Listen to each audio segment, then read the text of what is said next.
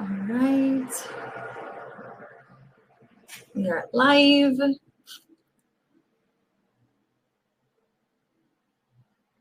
That's awesome. Great. Hello, everybody. Happy Friday. Starting one more day of VanHackCON webinars. To let me know if you can hear us, please tell me in the chat, where are you from and what is your local time? Because I'm based in Brazil. It's like noon right now here. Venezuela, awesome. What else? Where are you from, guys?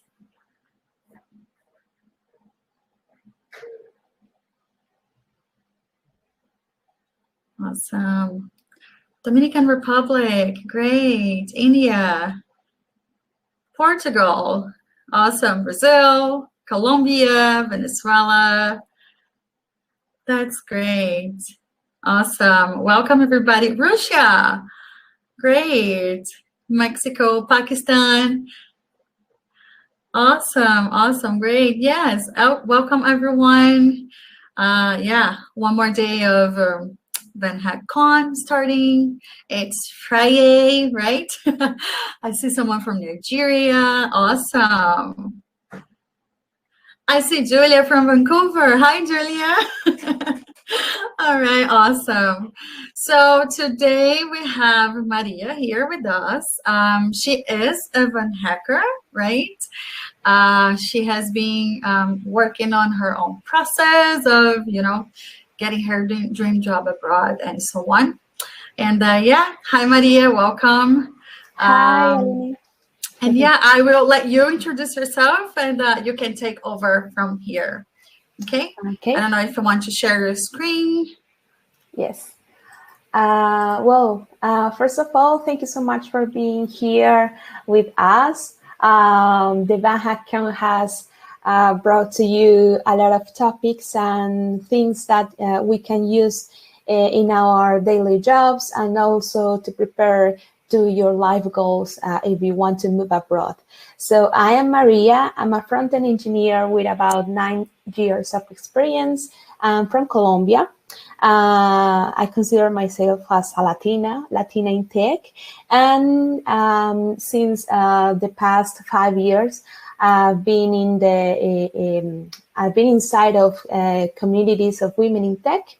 Right now, I belong to the biggest community of women in tech here in Colombia. And also, right now, I'm a Women Tech Maker Ambassador, which is Google's global program to provide resources, visibility of women in tech. So I have, through my journey, I have gotten a lot of learnings regarding diversity and inclusion, and some of them I want to share you today with you. So the title of the talk is diversity in tech industry, and I wanted to bring it to you because right now, working world distributed teams, having accurate and very good communication with your colleagues and empathy, of course, those are highly demanded skills. Because this 2020 has come with a really big revolution in our industry. So we need to be prepared also to improve those type of soft skills. Also, of course, maybe you are right now in your own journey to improve your technical skills, but this type of skills related with diversity and how to work in a diverse environment, they are important as well. So I want to start throwing to you this question: does diversity really matters? Because we know intuitively that it matters, but the reality is that most of the time, sadly, we are comfortable with our privileges, and usually we do not reevaluate our behaviors, especially when it comes to people decisions. Or maybe we just simply do not realize we are biased. So in consequence, we are right now far from achieving truly diverse spaces and teams. That is now a main concern in the tech industry. With lack of diversity, the digital products we are creating are biased. And we seem to be making the same biased decisions as in the 70s, for example, with spacesuits designed only for men, or thinking that women of color should, for example, straighten their hair because that will look more professional. So not less important, of course, right now most of the workplaces still look like this, barely representing the world outside. And this is a problem because we as tech creators, we are building the present and the future world, but unfortunately, we are building a world suitable for a very specific human being, even without noticing. What happens then if we want to move outside of this circle and live a life abroad? What happens when we want to work, for example, for a company world distributed?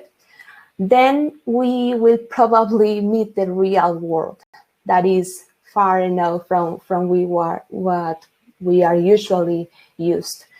So yeah, let me talk about the consequences and the drawbacks of biased technology. I will share with you 3 examples, very recent, about these negative consequences. Maybe a month ago, in Twitter, a very particular situation appeared. A user exposed a case where his university colleague, a person of color, at the moment of using a digital background on Zoom video call, his head just appeared cut it off. And the guesses were right, you know. Let me play this quick video. So the facial recognition algorithm wasn't taking into account people with certain racial features. But that didn't end it there. What happens next, it ended to turning on the alarms. When the Twitter user was exposing the case in the social network and attaching some screenshots, he noticed that the preview images always tend to focus on him, a white man, instead of his university colleague.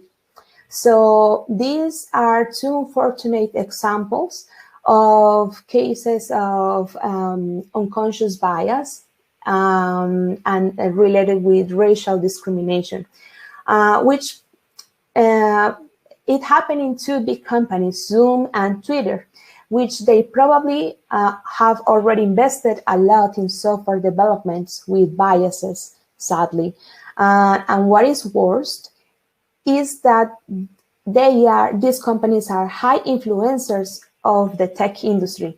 For example, we as developers, we commonly say, okay, if Twitter is using this library, maybe we should use it as well. So if this library is biased, maybe or probably that bias will spread very quickly through the development teams. So another case, last year, NASA finally achieved a spacewalk performed by 2 women astronauts without any men being part of the tripulation. However, everyone was wondering why this achievement took so long. And a common answer includes an unexpected bias. Spacesuits were designed for men, not for women bodies. And okay, you may wonder, well, it means in consequence, women bodies are not suitable for space.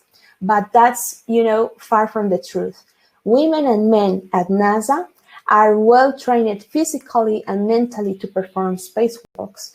They are capable to operate the suits.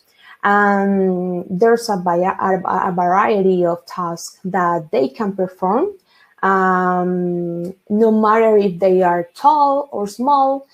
There's always a task that fits for you. So the spacesuit was designed back in the 70s, and they have stayed more or less the same until now. Having back in the time mostly men as astronauts, spacesuits were designed bigger. So the lack of small size suits has had repercussions since then, precluding some women from participating in spacewalks altogether. Despite the last milestones that I show you that happened last year with a full women crew, only 15 women have ever performed spacewalks compared to more than 200 men. So in conclusion, sometimes the effects of those decisions made back in the 70s carry over for decades to come. A last example that I want to share with you are more related with the current situation with the pandemic of COVID-19. According to the Center of Disease Control and Prevention of the United States, talking about accessibility, 26% of the adults in the United States have some type of disability. In Latin America, we have from the 6% to the 15% of adults with some type of disability, which includes, for example, visual impairment, low vision, cognitive disability, Parkinson's disease, and even older people with changing abilities due to aging. That's also considered as a type of disability. So with this data, we have that a big percent of the population in the Americas, we have serious difficulties to access to information, news, articles, and also we cannot access to the benefits of digital banking. So these are the examples of the types of disability that we can have. Okay, so this data is really serious because in the current context of COVID-19 pandemic, digital banking has become an essential service, and we as the creators are the ones called to break barriers. Right now, it is not acceptable that a user with any type of disability have to go outside exposing themselves to COVID-19 in order to perform a transaction that can be done from a mobile device as easy as for any other user. So, the opportunities. This year came with a huge revolution in tech industry. Remote work is now the default way of working, and world-distributed teams are more common these days. If you are hitting VanHack, probably this is going to be your situation at some point. In both cases, we are somewhat more exposed to diversity, and the best companies and professionals are taking this as an opportunity.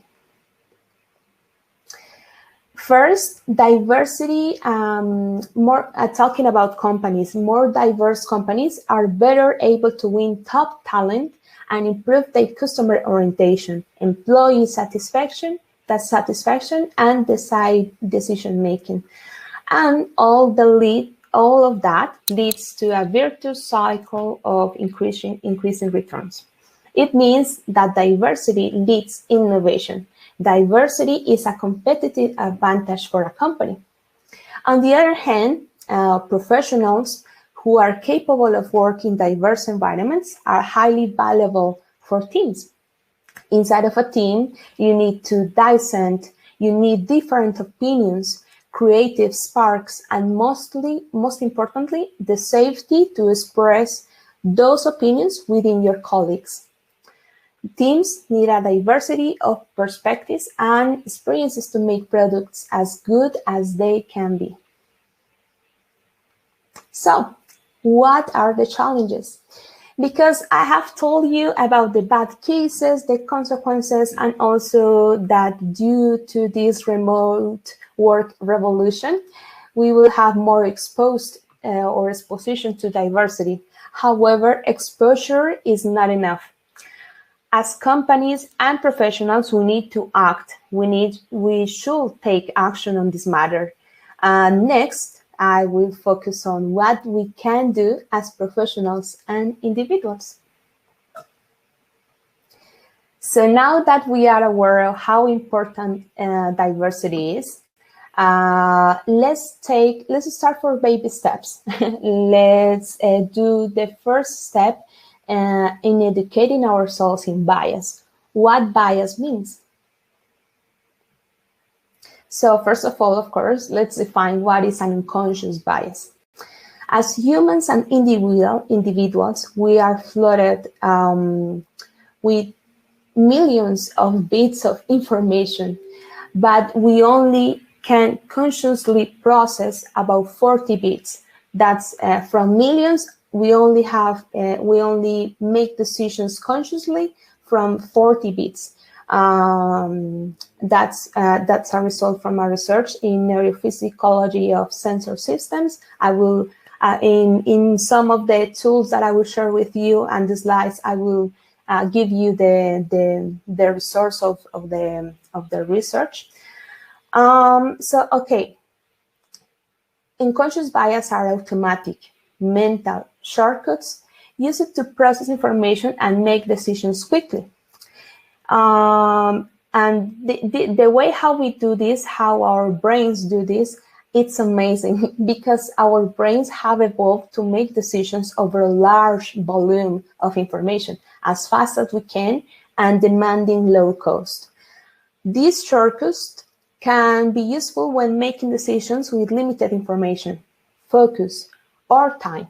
For example, concluding if you have enough time to cross the street before the light traffic changes, or even in situations of danger when you feel something is not okay and suddenly your body starts screaming, okay, run as fast as possible. So these shortcuts are beneficial and they are like a natural behavior, but sometimes they can lead individuals astray and have unintended consequences in the workplace, for example.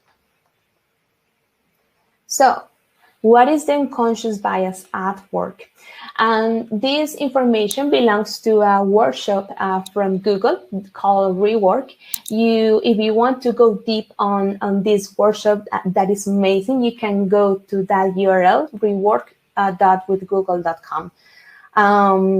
So unconscious bias at workplace may influence with whom you prefer to relate or talk. Also, the unconscious bias at work, if you are if you are in a leadership position, it may influence who do you listen carefully, for example, in brainstorms meetings, or who do you suggest for a promotion in your team. And for example, if you are a recruiter, it may influence to decide who is more employable, based on, for example, how their name sounds like.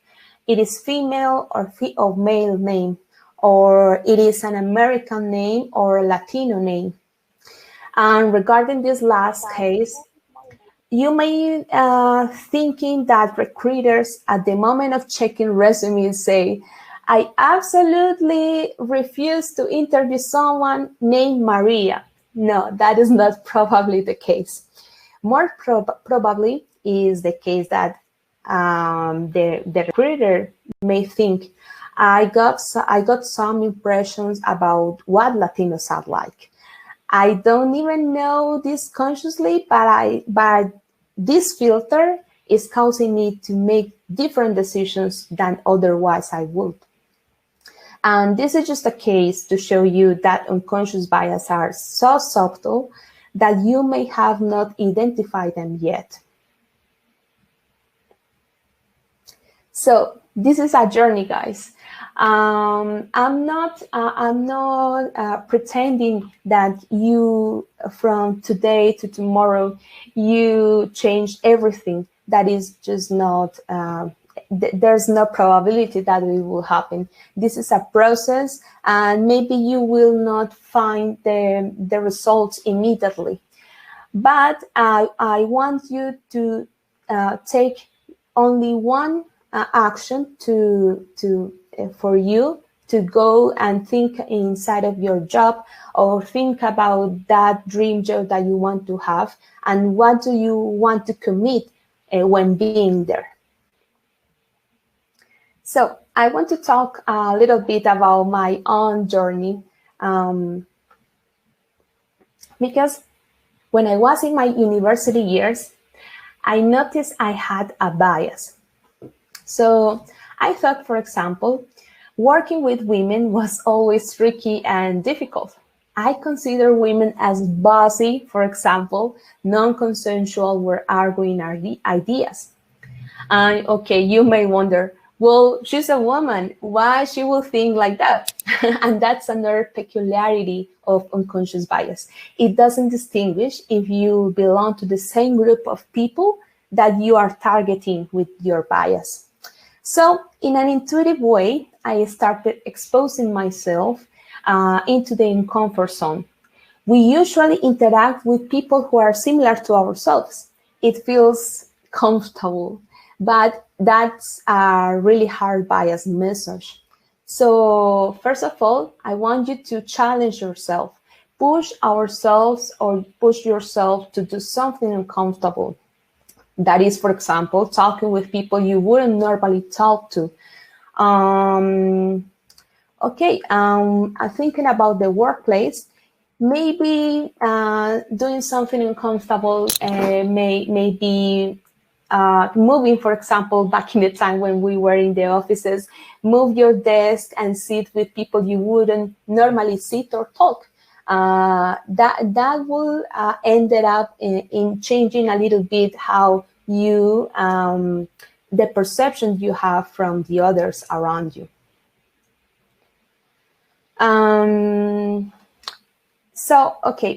Continuing with my own journey related with this bias that I used to have.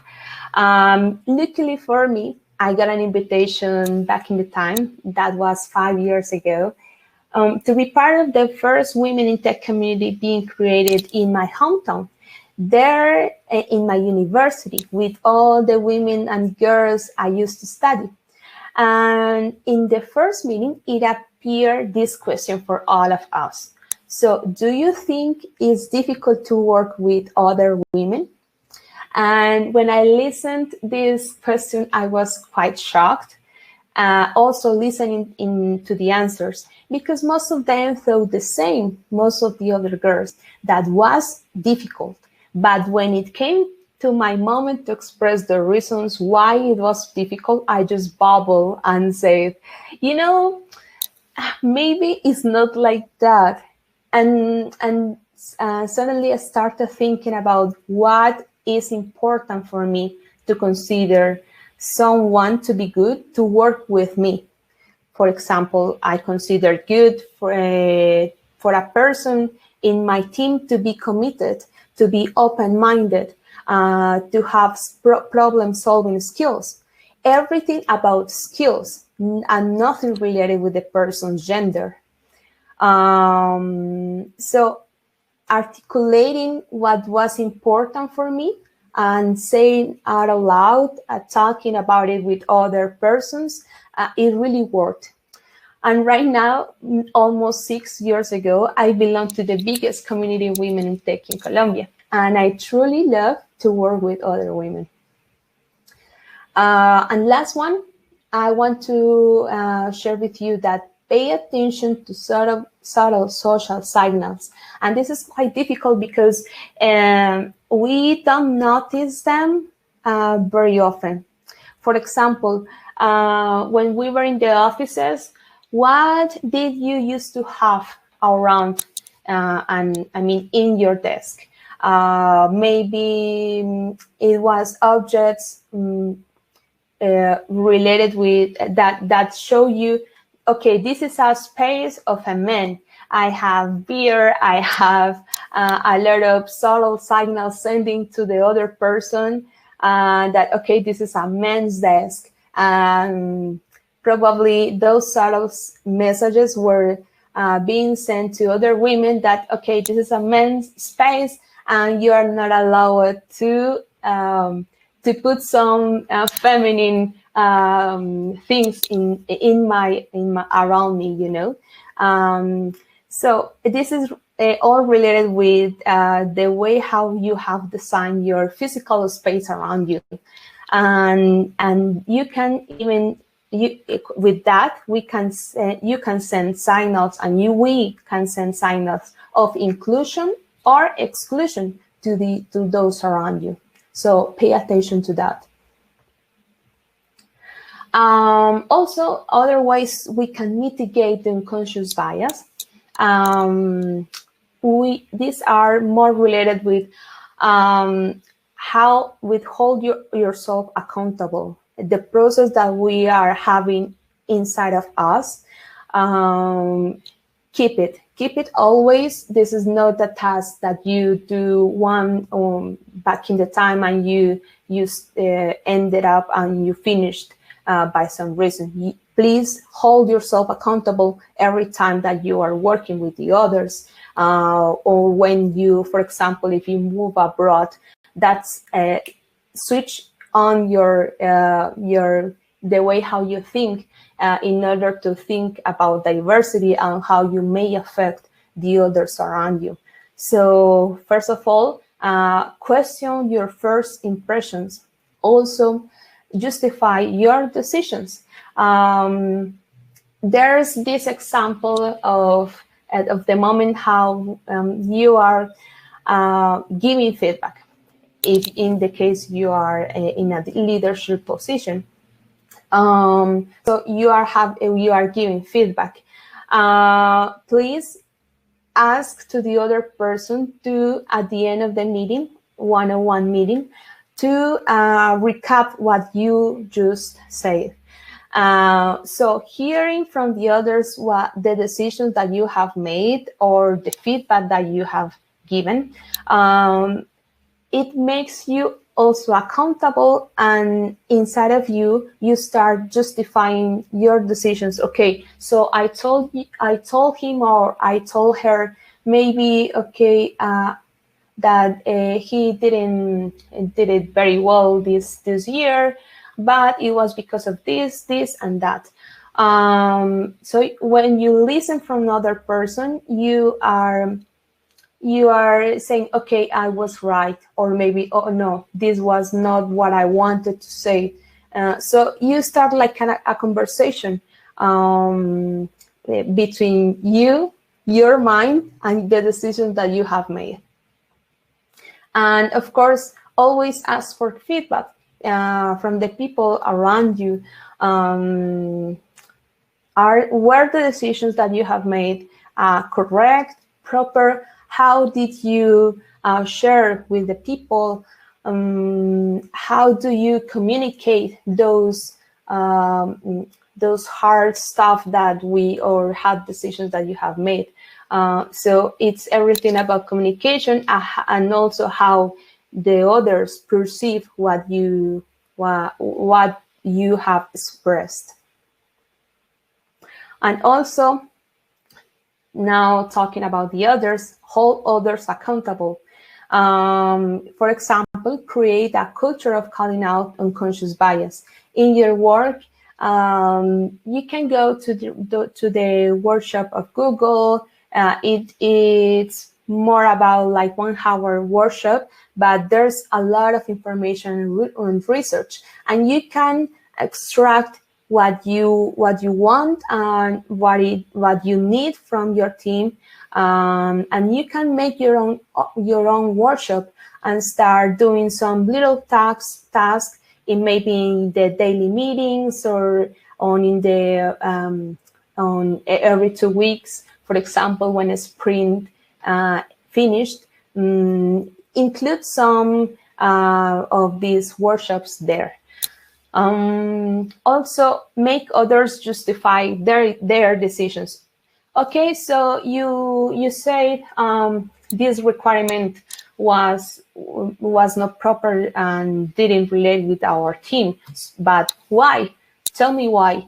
It is related with this. How are the users that are using our application, for example? How do you think the users are? So always make others justify the decisions. It's always justify my decisions and make others justify their decisions. And finally, make decisions collectively. It is very important to have in mind that and take advantage of, if you are in a diverse team, it means you can have very different perspectives of a one topic. So if you make decisions collectively, it means you have heard them. Maybe they may find something that you wouldn't expect it. So this is very important.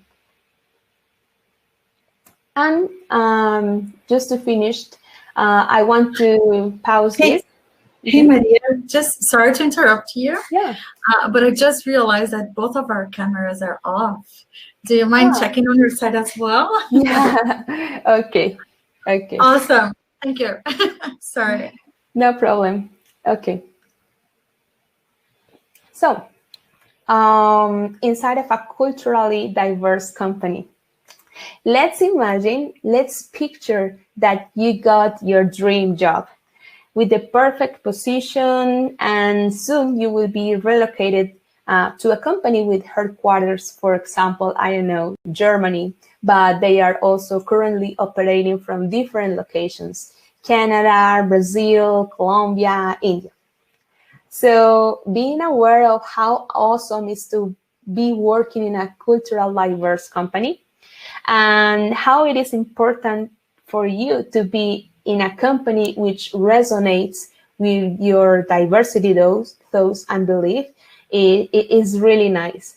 So next, I will share with you some strategies that you can work since the first day in your dream job. Specifically, what you can do in terms of communication.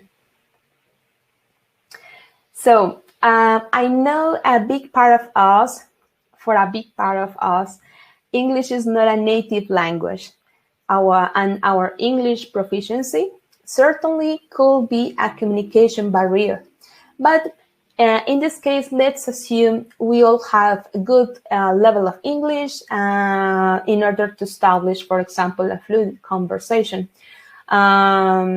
Because communication between cultures has its own challenges.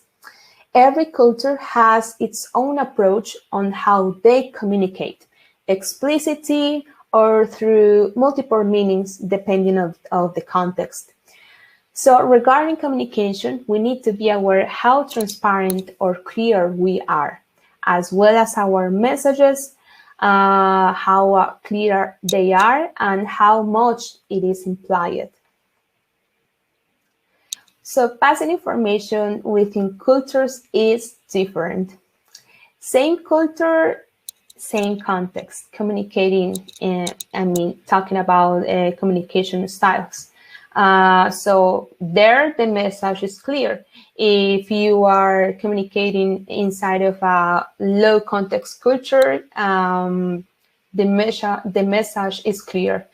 But when you are facing a communication barrier between cultures, it is definitely a distortion of information.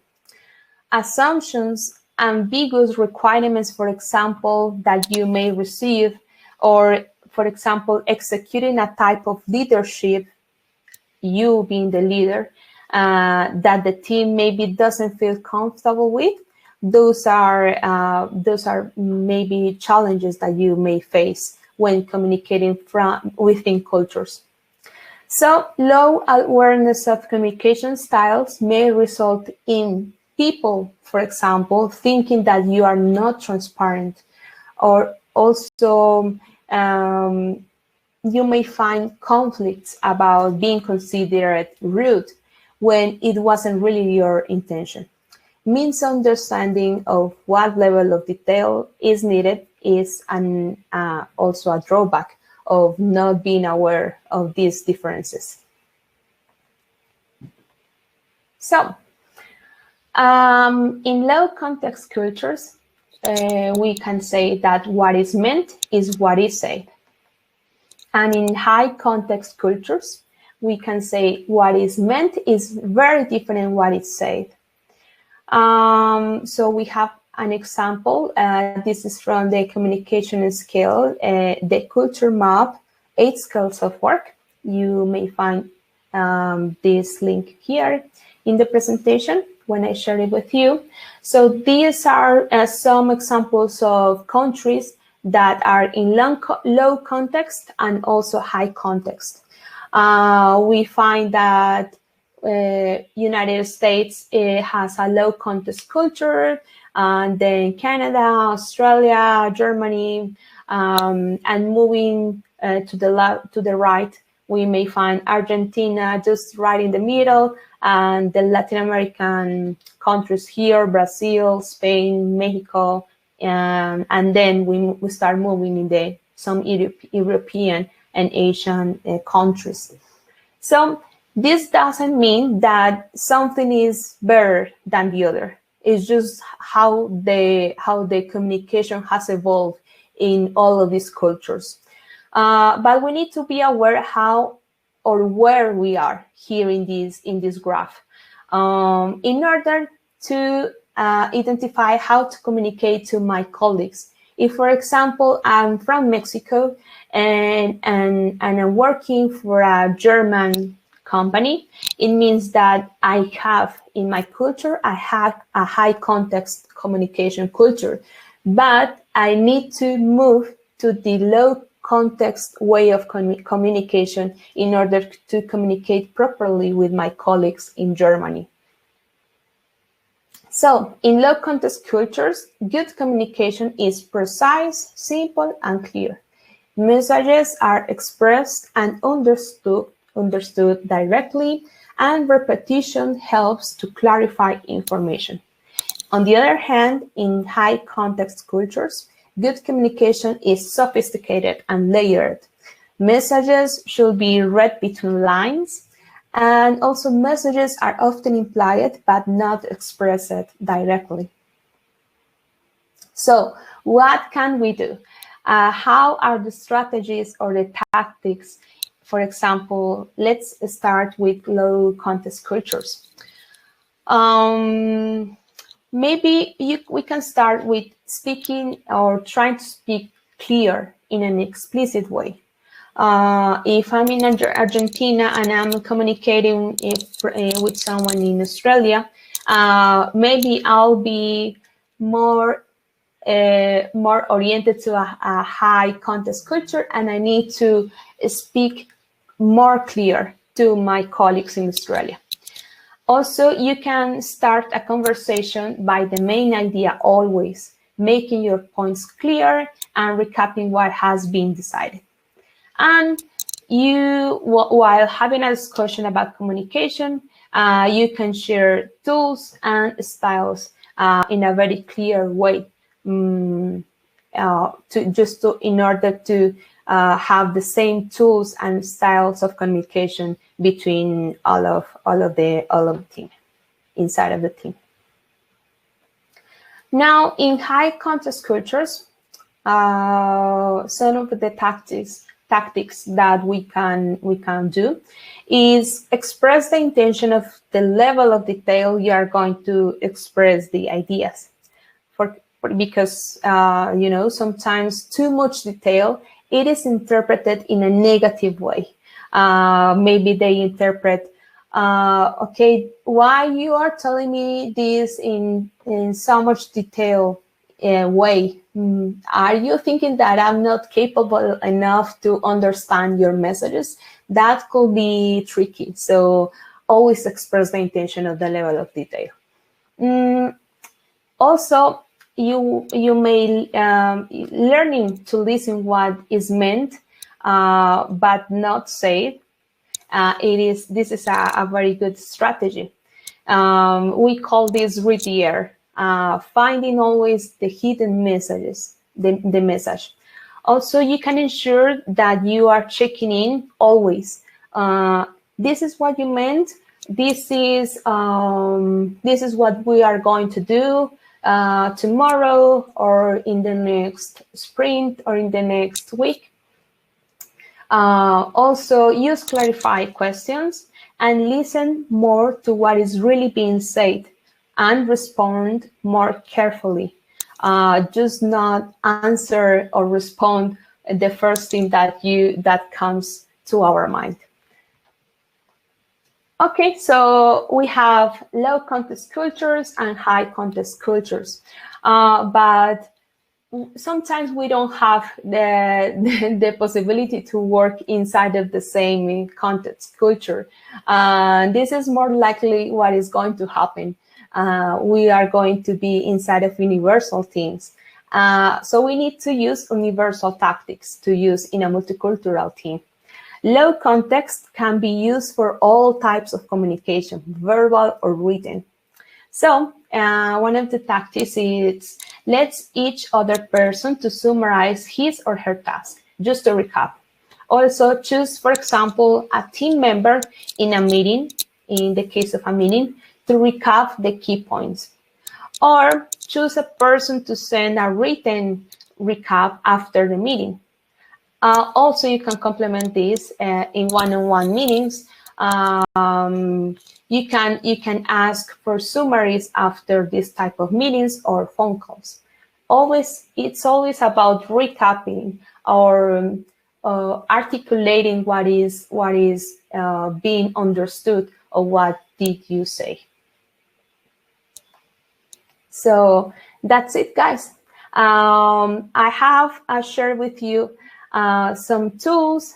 First, the importance of being aware of this of diversity, why it's so important for companies, why it's so important for you as a person inside of a team, the drawbacks, the bad cases, and also I have given you two tools. First, the rework workshop from Google, and this tool related with the communication scale that you can use in the first day inside of your dream job. So hope you may find this useful, and thank you so much for being here with us. That was great, Maria. Thank you so much for your presentation. Yeah, so before we go to some questions, since we have already the Premium Academy screen here right now, let me just remind you guys that we're having some great discounts for this Black Friday. You can get any of our plans, either for 1, 3, or 6 months. I personally would choose the 6 months because, more discounts and more time for you to get the take advantage of the content that we share, right? So just want to remind you guys that we have classes of interview preparation from Monday to Thursdays. We discuss behavioral and technical questions. We have been working on some technical exercises as well.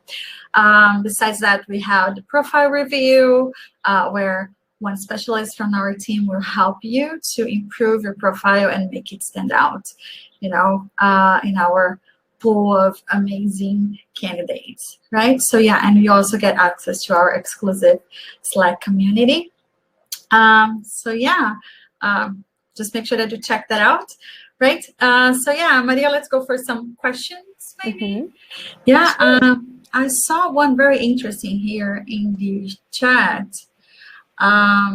So sometimes even before you start a conversation, you're not sure how the other person will react or reply to you. So how to handle that fear that might stop us communicating to people, how to tackle that?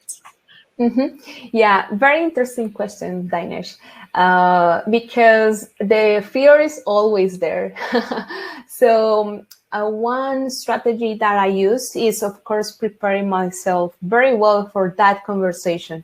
What are the topics? And also, what are these difficult topics that I am going to share with the other person that may lead to a difficult conversation?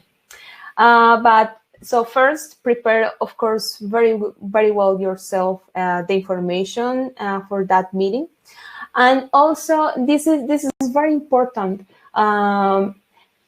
Also for companies, just to. It is very important to have a culture when you feel safe, or where you feel safe to share opinions or make debates.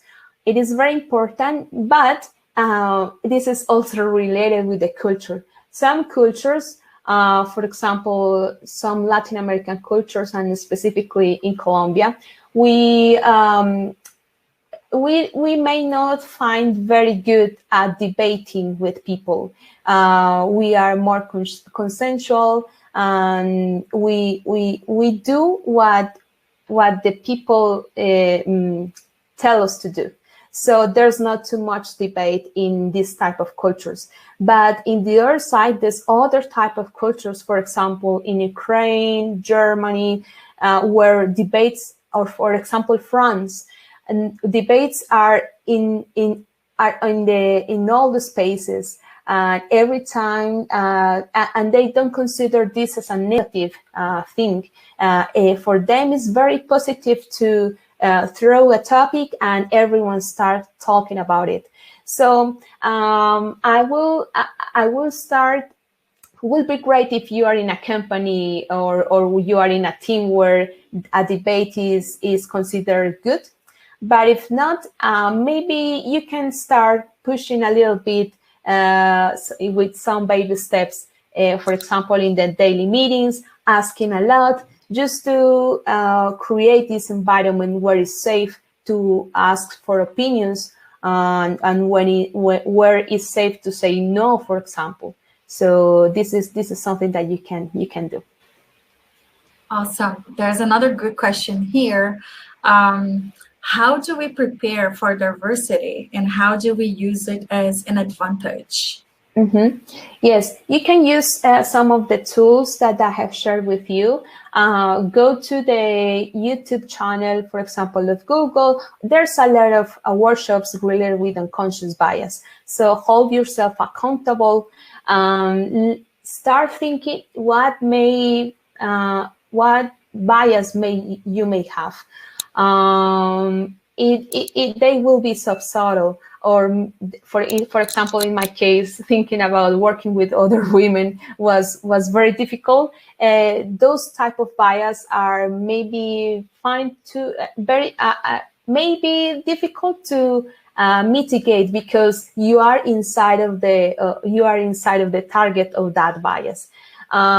So yes, educate yourself in bias, and also, for example, if you are from India, if you are from Latin America, and you want to move abroad, realize that you are going to be a different person in their culture. So realize that your difference is also very important for them, for the team, for the new company that you are going to belong with. It is important for you to have that in mind. All right, awesome. Let me see another question here. So about companies that embrace diversity, are they more prepared to deal with globalization? Do you believe that? We are in the way. But for example, a very nice case that we are seeing the results very quickly is in the recruitment processes. Now, thanks to the AI and machine learning improvements and new things that are coming out, some of these processes are being created in a neutral environment where they don't have bias. But of course, they are who is creating those algorithms should be a diversity, because these algorithms can inherit the bias of the developers. So it should be very careful. But we have seen there are very good results in the recruitment processes, and some companies have started from that, because that's a very critical process and a very critical stage of getting the proper people for the needs that you have inside of your company. So if you improve that process, I think you are starting doing good and moving forward for a diverse company. Awesome, that's great. I think we have time for one more question. There is another one here back to the communication context. So, for example, people who are more direct in the communication sometimes can be misunderstood, as rude or something like that. So, how can we feel if we are being friendly enough to other people? How to have that balance with our own style of communication? Yeah, I just remind my personal experience with working with Ukrainian people in a previous job, because we as Latinos, we are moving our hands always. We are expressing in our faces what we want to share, and you can get these hidden messages from our facial expressions. But sometimes in European cultures, this is not the case. And we got this strategy. Sometimes we as Colombians, we felt in the one-on-one feedback meetings that we were receiving a negative feedback, but that wasn't the case. It's just that we perceived from our Ukrainian colleague, because they barely have these facial expressions in the same way as we have as Latinos. So we started doing some previous day feedback meetings when they share and we share the results. We have previous meetings in a more informal environment. So just to have quick chats in Zoom video calls or video calls in general, talking about like a global topic. I don't know, Maradona died yesterday. And I know people from Ukraine also like a lot football. So just start these informal conversations previous to the formal ones. And there you can inherit that, okay, I'm getting the message from the informal meeting that this is how they communicate. So when we move to the formal meeting, I know somewhat what to expect from them. So that could be a strategy. Awesome. Yeah, I'm really passionate about communication, about languages. And I think it was very valuable how you showed us this difference in low and high context. And yeah, I can totally relate to that by being from South America as well. We from Brazil, we love telling our stories. We speak with our hands as well. So yeah, and when you need to deal with people with different contexts, yes, we need to get that feeling, that the person is receiving it on the same level, on the same page as we are, right? Let me see. Oh, that is a great question here. Okay, is it better to be different or to fit homogeneously in a new culture at work. That's a great one. Yeah, very interesting. And I would prefer to keep myself as I am. Maybe start not just maybe in the middle. Just start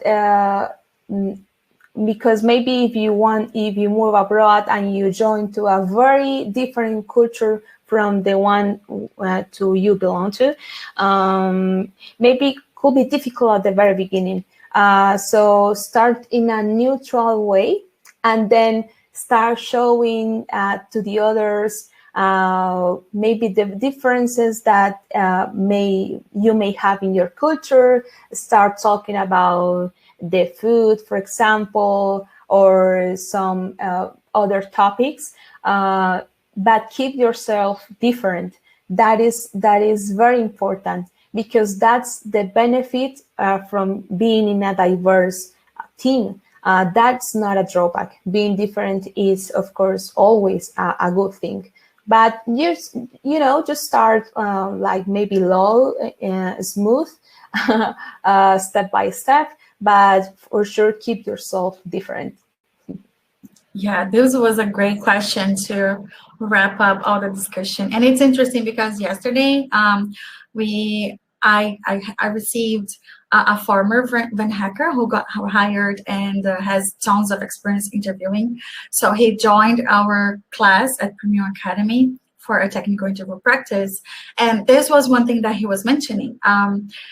He said that we deserve to be happy at our workplace. So it's not just about pretending to fit somewhere, but we need to keep being ourselves and find the places where we will feel comfortable being ourselves.